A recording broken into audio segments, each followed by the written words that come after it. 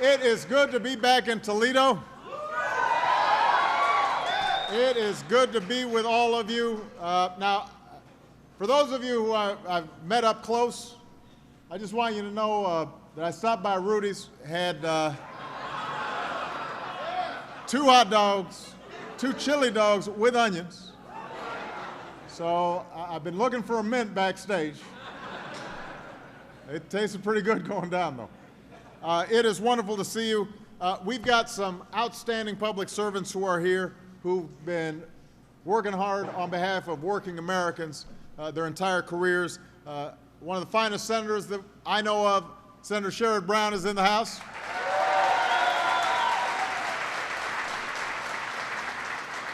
Congresswoman Marcy Kaptur's in the House.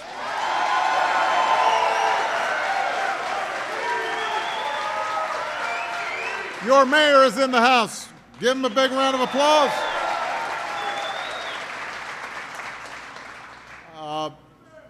I just took a short tour of the plant and watched some of you putting the finishing touches on the Wrangler. Now, as somebody reminded, I need to call it the iconic Wrangler. And that's appropriate, because when you think about what Wrangler has always symbolized freedom, adventure, hitting the open road, never looking back, which is why Malia and Sasha will never buy one. Until maybe they're 35. I don't want any adventure for them. I want to thank Jill for the kind introduction. Somebody on my staff asked Jill to describe herself in 3 words or less, and she said, hardworking. Hardworking. And her entire family agreed. So she's with the right team here at this plant, because I know there are a lot of hardworking people here. And I am I'm proud of all of you. Jill was born and raised right here in Toledo. Her mother retired from this plant. Her stepfather retired from this plant. Her uncle still works at this plant. She met her husband at this plant. Now they have 2 children of their own, and her 3-year-old wants to work at this plant. I don't think her story is unique. I'm sure there are a lot of you who have similar stories of previous generations working for Chrysler. In this plant, or the earlier plant that used to, that I guess is still right down the road, this is the economic rock of the community. You depend on it, and so do thousands of Americans. The Wrangler you build here directly supports 3,000 other jobs, with parts manufactured all across America. Doors from Michigan, axles from Kentucky, tires from Tennessee, and this plant indirectly supports hundreds of other jobs right here in Toledo. After all, without you, who'd eat at Chet's, or Hinky's, or Rudy's, or who'd buy all those cold ones at Zinger's? This guy right here.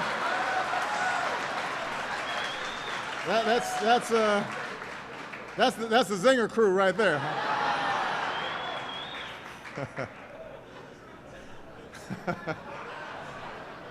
All right. What would be life like here in Toledo if you didn't make these cars? 2 years ago, we came pretty close to finding out. We were still near the bottom of a vicious recession, the worst that we've seen in our lifetimes. And ultimately, that recession cost 8 million jobs.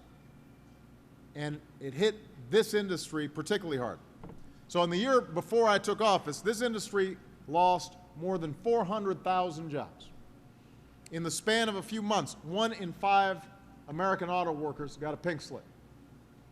And 2 great American companies, Chrysler and GM, stood on the brink of liquidation. Now, we had a few options. We could have followed the status quo and kept the automakers on life support by just giving them tens of billions of dollars of taxpayer money, but never really dealing with the structural issues at these plants. But that would have just kicked the problem down the road. Or we could have done what a lot of folks in Washington thought we should do, and that is nothing.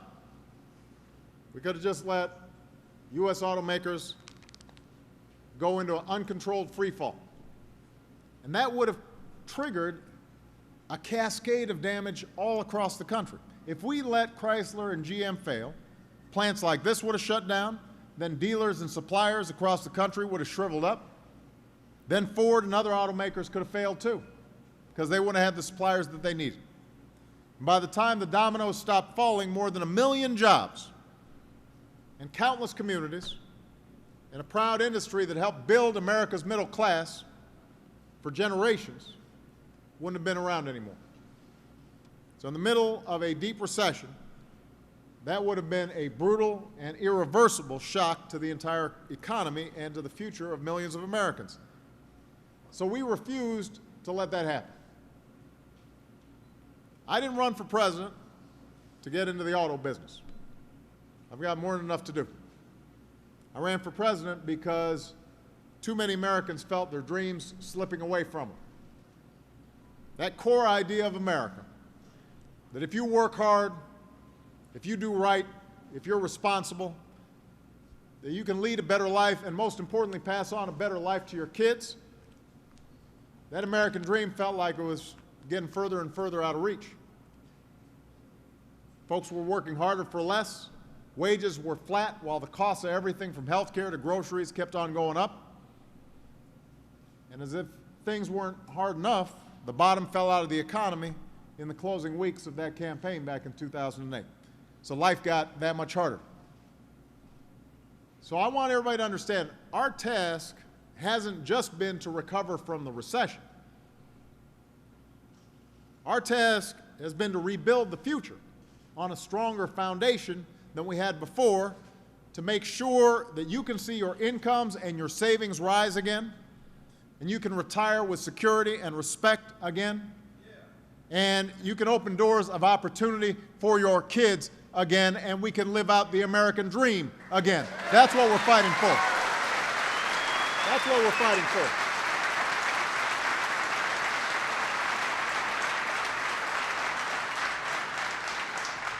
So that's what drives me every day as I step into the Oval Office. That's why we stood by the American auto industry. It was about you, your families, your jobs, your lives, your dreams. Making sure that we were doing everything possible to keep them within reach.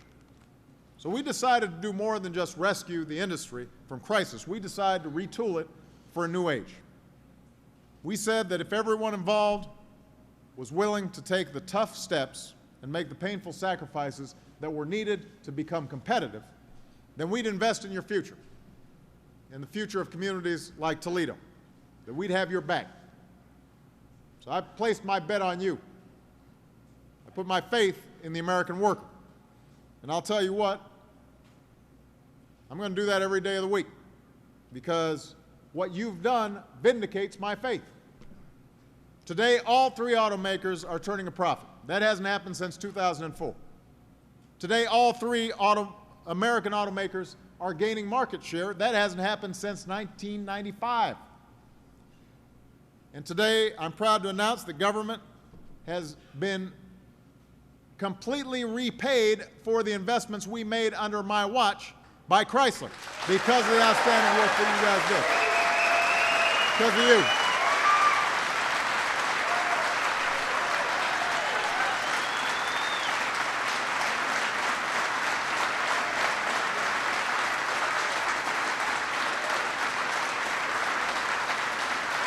Right.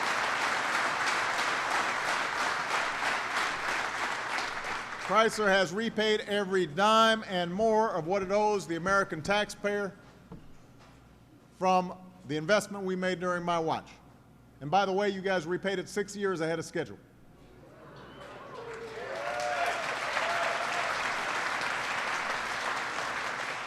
And last night, we reached an agreement to sell the government's remaining interest in the company, so soon Chrysler will be 100% in private hands. Early. Faster than anybody believed.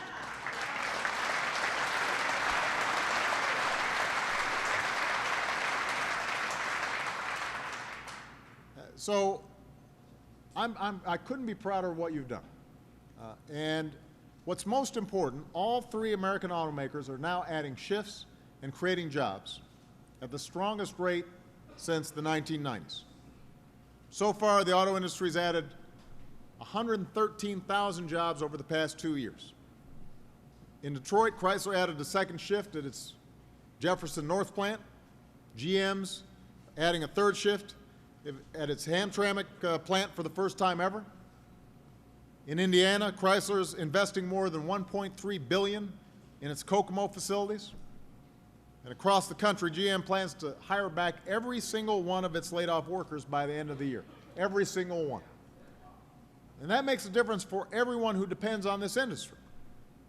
See, companies like a small precision tooling manufacturer in Vandergrift, Pennsylvania, have brought back many of the employees that they had laid off 2 years ago.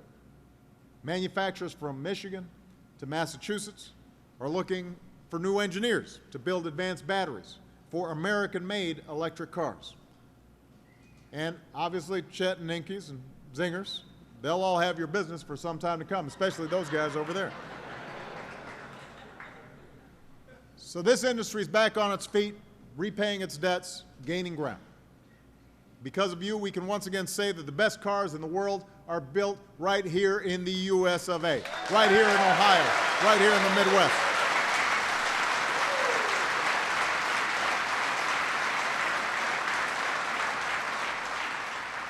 And each day when you clock in, you're doing more than earning your pay by churning out cars. You're standing up for this company. You're sticking up for this way of life.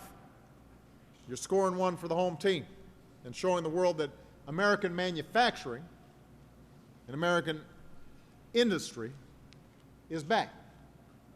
Now, I don't want to pretend like everything's solved. We've still got a long way to go.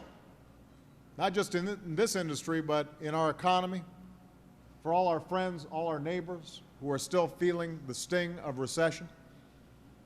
There's nobody here who doesn't know someone who's looking for work and hasn't found something yet.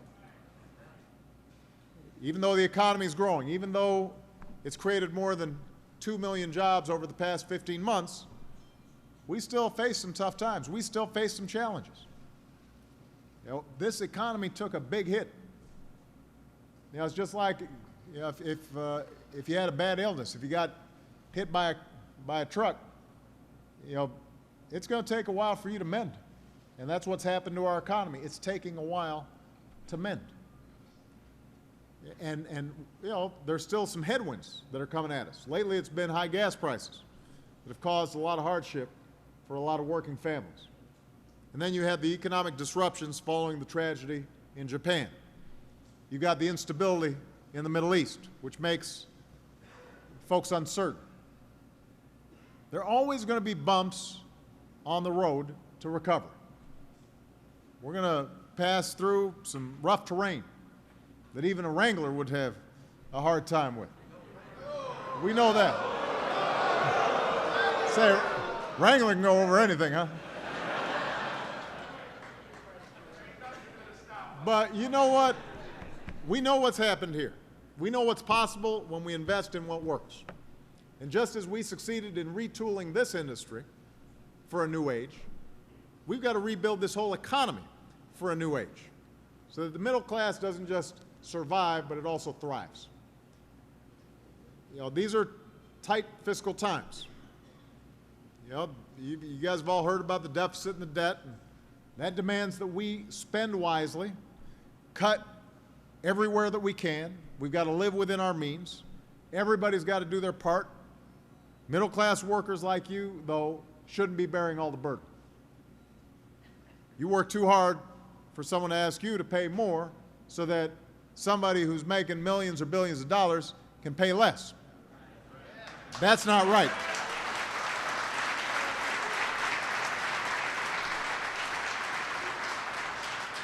And even though we're in tough times, there's still some things that we've got to keep on doing if we're going to win the future. We can't just sit back and stop. We got business we got to do. We got to make sure that our schools are educating our kids so that they can succeed. Yeah, I was looking at all the gizmos and gadgets you got in this plant here. It's a lot more complicated working on a plant than it used to be. Kids have to know math and science. We got to have a transportation and communications network that allows our businesses to compete. We used to have the best roads, the best bridges, the best airports. In a lot of places, we don't have that anymore. You go to China, Beijing, they got a fancier airport. You go to Europe, they got fancier trains, better roads. We can't let our infrastructure just crumble and fall apart. We're America. We've got to make that investment. We've got to invest in innovation that will pave the way for future prosperity. We invented stuff that the world now uses and the world now makes. We've got to keep on inventing stuff and make sure it's made right here in America. And that requires investments. That requires investments in basic research and basic science. So these are all things that will help America out-innovate, out-educate, out-compete, out-hustle everybody else in the world. I want America to win the future. And I want our future to be big and optimistic, not small and fearful. So we've got a lot of hard work that's left to do, Ohio. We've got a lot of work to do. But we're going to get there. And if anybody tells you otherwise, I want you to remember the improbable turnaround that's taken place here at Chrysler. I want you to remember all those folks all those voices who were saying no, we can't. Because Toledo, you showed that this was a good investment, betting on America's workers. What we see here is a proud reminder that in difficult times, Americans, they dig deep, they recapture the toughness that makes us who we are, builders and doers, who never stop imagining a better future. So what I see here is a reminder of the character that makes us great. That we're people who will forge a better future because that's what we do. What I see here is an America that is resilient, an America that understands that when we come together, nobody can stop us. So I tell you what, I'm going to keep on betting on you, and as long as I continue to have the privilege of being the President of the United States, I'm going to keep fighting alongside you for a future that is brighter for this community, for Toledo, for Ohio, for America. Thank you. God bless you. God bless the United States of America. Thank you.